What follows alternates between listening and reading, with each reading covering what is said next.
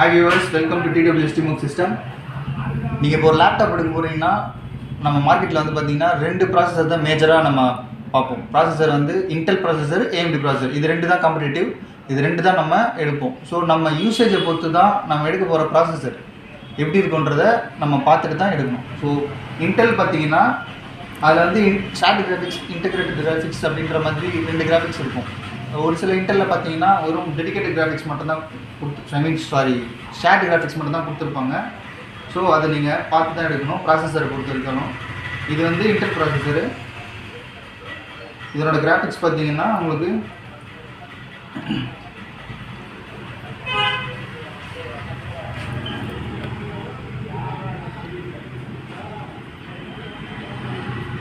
Shirt graphics வந்து உங்களுக்கு ஒரு 4GB தான் கொடுத்துருப்பாங்க.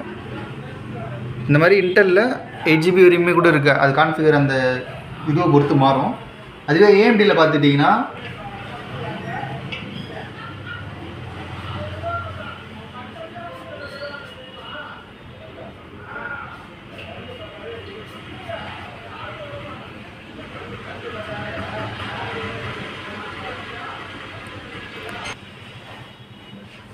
AMDயில் வந்து உங்களுக்கு டெடிகேட்டடாகவே 2GB கிராஃபிக்ஸ் கார்டும், ஷேர்டு கிராஃபிக்ஸ் ஒரு 3GB இருக்கும்.